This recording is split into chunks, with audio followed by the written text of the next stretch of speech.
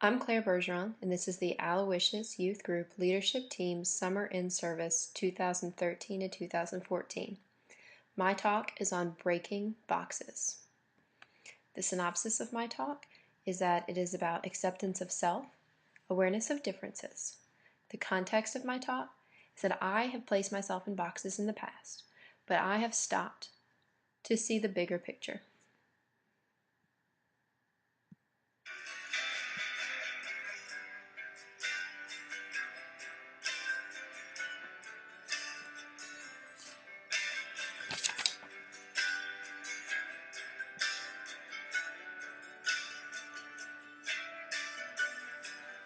Holiness, holiness is what I long for.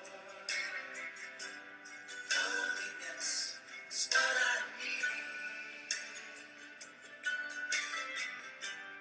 Holiness, holiness is what you want from me.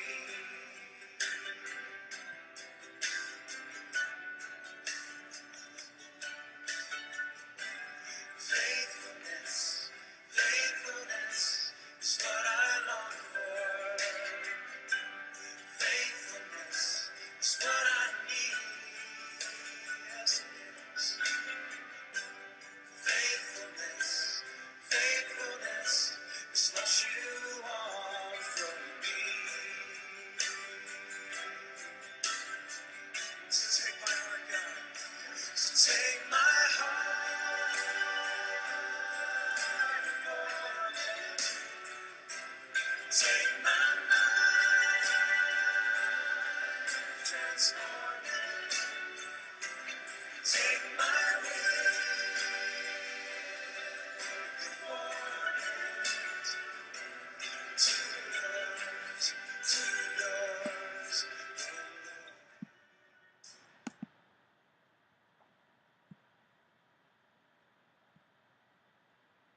You are here today because you want to feel ownership. You have the ability to take responsibility and make decisions in the context of the group. You are starting to care about your peers, about fitting in and belonging in a group. You have been chosen by the leaders at St. Aloysius to be a member of the 2013-2014 leadership team.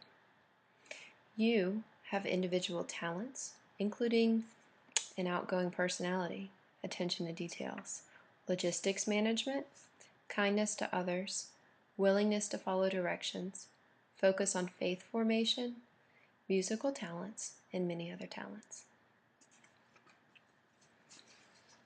I am Claire Bergeron, an adult leader at St. Aloysius. Why do I think I'm worth your time to listen to me?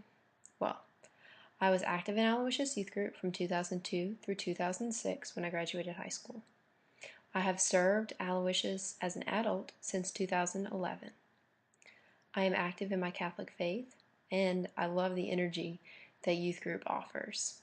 I'm so sad I can't be there today, but just the one note I'm going to say is I'm at continuing education workshop for my career in Florida, and I'm shooting out of Florida right here, but it's not acceptable for me not to be in the room with you right now, and for that I apologize. Sometimes your talents get seen by others. Sometimes your place in life gets seen by others. And sometimes others only see little parts of you. You, however, are a whole person. We're going to take some time to discuss you as a whole person in the context of, here's a quote from Sherry Van Dyck. The human mind has been called a judging machine. And for most of us, it's extremely difficult to experience something without judging it or putting labels on it. For example, when we look at something, we tend to automatically think of that object in terms of whether we like it or not, whether it is a good or bad idea, rather than simply observe the object without evaluating it. This goes for people too. For example, consider the first time you meet a person. You probably find yourself appraising him. You either like the way he's dressing or you think there's something wrong with it. The person might make a good or bad first impression. Perhaps he seems nice or strange, for example. But whatever labels you use to describe him, those labels are there more often than not. The goal of this discussion is to recognize that judging, remember the brain can be a judging machine, comes quite naturally to us and is a difficult habit to break. Acceptance of ourselves and awareness of others helps us to break out of the habit of seeing everything through labels and helps us to see things as they are. You may experience more feelings of peace when you focus on accepting things as they are, rather than feeling anger and other painful emotions because things are not how you would like them to be. Next segment of the talk is called Claire's Boxes. I'm sure by now you see that I had to write everything backwards. I wrote it the first time around, but it comes out as a mirror image, so I wrote everything backwards for you people. Be happy. The topic of this discussion is breaking boxes. Let me take a second to first discuss my journey on breaking my own boxes. To an outside observer, I'm just one or a combination of a few of the following. Educated, SJA, SAS, LSU, SULC, graduated them all. Religious and spiritual, I'm Catholic. Working, I'm a lawyer. Friend, sister, I'm the oldest of 4. Evan's girlfriend, Madeline's daughter, Pat's daughter. White, 5 feet 9 inches, 155 pounds. Child of divorce, of substance abuse. Honor student, smart, fun, likes to chill, hang out with friends. 1988 baby. I was on the San Antonio trip last weekend, and one of the students asked me which friend group I fit in when I was in high school. Of course, I responded by telling her the names of the group that I thought I would have been best friends with who was entering the 9th grade. It's perfectly normal to have friend groups, but when one friend group causes us to exclude other friend groups or other people, that's a problem. So let's blast to the past, to 2004, when I was a sophomore at St. Joe's. Box number 1. I was smart. I was in honors English, honors bio. Yes, girls, Miss Messina was around in 2004. And I was a grade up in math. I scored in the higher quadrants on the ACT, and of course I was in math club. Yay, Miss Patu and Taj. I let these things put me in a box. Obviously, I mean, I'm rooting for my teachers here, which is an excellent thing that I appreciate their personal interest in my personal growth, but which is also kind of silly that I'm still continuing to put myself in a box. This is unacceptable behavior. Anyway, I saw myself as a smart person who could get things done in the academic world, but who could not attract boys, who did not have the right friends, and who could not spend too much time with sports. I kind of avoided sports. I avoided overtraining. To the extent that putting grades above boys, friends, and sports lifted my GPA to a higher GPA than I would have had otherwise, I don't focus on that. It is kind of a truth. Rather, I focus on the other aspects of smart that are out there. 1. Being smart did not make me boy repellent. 2. Being smart did not mean that I was not with the right group of friends. Rather, I was with the people I got along with. There was no need to be in a particular group of friends simply because they seemed right. There is no such thing as the right or best group of friends. There is such a thing as the right or best group for you. So I had it all wrong when I was in high school. I was completely hanging out with the right group for me. Being smart does not prevent me, or did not prevent me, from playing tennis or working out at Spectrum after school. In fact, athletics were a stress relief that made academics easier. So whereas I would stress out about overtraining because it would take up too much time from studying, athletics were actually good for me to enhance that smartness or enhance that intellect that I was trying to build up. It didn't prevent me from doing other things, and it didn't box me out of other things. Being smart is so much more than having honors courses, high ACT scores, or being in math club. I failed to see that smart also meant being witty, sharp, alert, and aware. These are the aspects of smart that I did not let shine until I was able to let go of the stereotype of smartness and move on to my own life. I learned to accept myself as smart, and I learned that there are differences in other people too. Box 2. I was 5'9", 145. I was active in tennis, running, gym classes. I was tall. I could not see past my physical appearance. I remember in 8th grade, one guy was so proud of himself for being on the top row in the pictures because it was the first time he was ever on the top row in class pictures. I remember rolling my eyes and being jealous of him for being shorter. I saw myself as an awkward person at dances, even like awkward at icebreakers in youth group. I saw myself as too small-chested, too long-legged. I saw the extremes. I didn't see the facts and the truths. When it comes to body image, I should have seen my body is long because my mom's 5'10" and my dad's 6 feet. After I finished high school, my brother grew to a whopping 6'4". It's just that during high school, people aren't finished growing. Whether it's my family or my friends, there's more out there. It's not a complete process yet. My weight was not too large and not too small, but my eating habits and exercise could have affected it if I so chose for them to. As it was, I ate very healthy, not going out to eat, no canes, lots of salads, pastas, chickens, water. I worked out enough for me. I had tennis at Johnny's every Tuesday, sometimes Thursdays and Saturdays. I participated at St. Joe's Tennis, and I made it to every practice and every match, whether I was scheduled to play or not. I ran on my own time in the neighborhood, and I loved going to the gym, to Spectrum, and attending yoga, Pilates, and spin classes.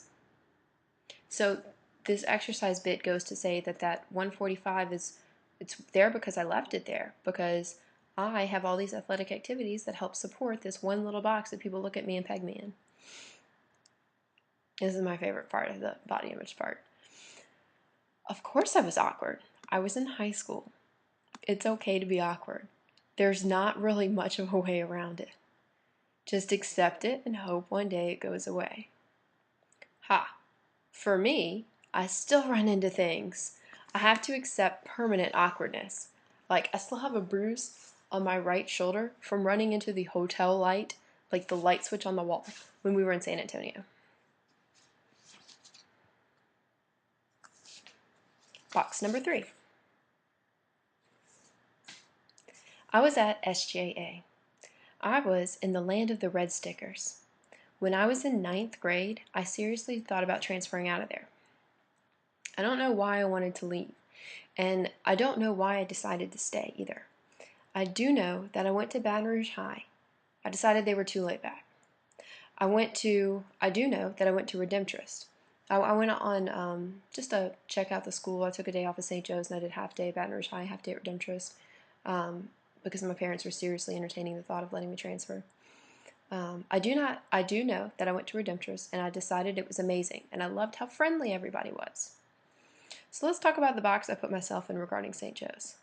I thought I was inferior to U High and Episcopal. I thought I was superior to Parkview Baptist and Dunham. There are other schools out there. Oh, yeah, Catholic boys. Ick.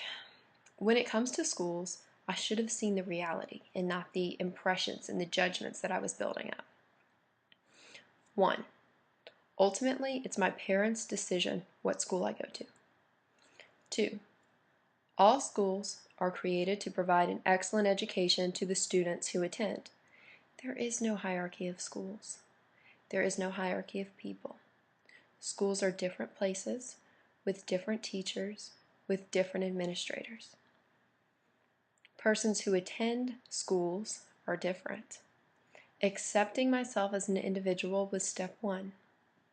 Accepting others as different is step 2. 3. It's a waste of time and energy to categorize other students based on the school they attend. And it is better to focus that energy on my own academic success, friendship success, and athletic success, and faith formation. 4. I am not SJA. SJA is not me. SJA was the school I attended. It was a circumstance in my life, an element of my life for 4 years. All right, students. I finished talking about my boxes. So we're going to have a quick second to journal. Grab your pens. Yes, you have pens. If you don't have pens, grab your journals. Think about the different boxes you see yourself in. Take a moment to write out 3 big boxes you see yourself in. Just the first things that come to mind.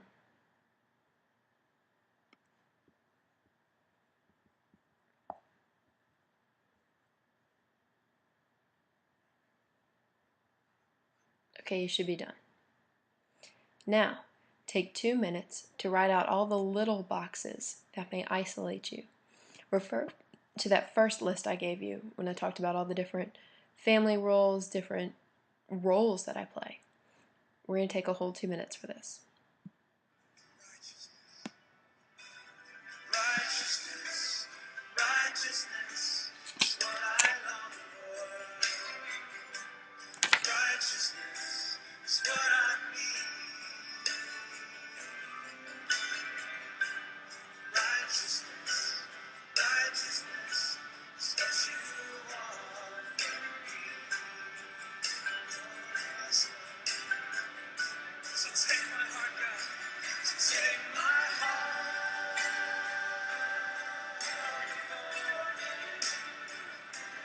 Take my mind.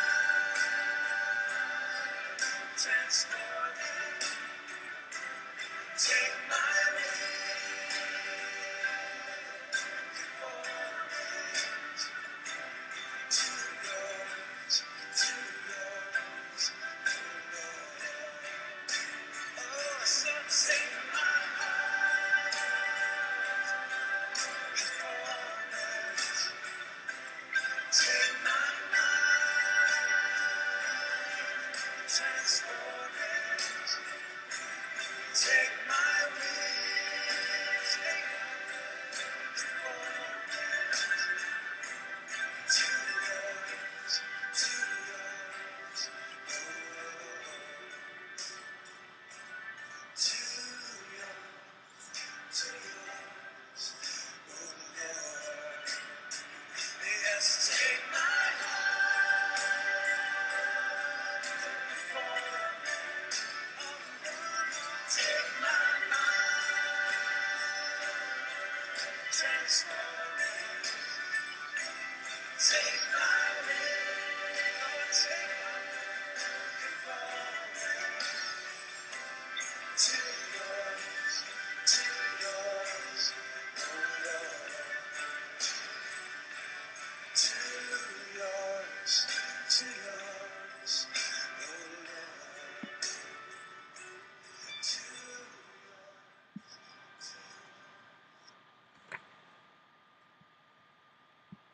In conclusion, you are not these things. Look down at your paper, which you wrote about yourself. You are not these things. These labels are really circumstances in your life.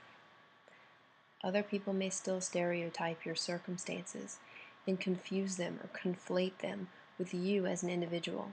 Know this. Know that stereotyping makes some people's lives easier. Also, know that you are an individual and not defined by your own parts. It is easy to feel like there is not much to you when you stereotype yourself. Again, be accepting of yourself as you are and be aware that people around you are different.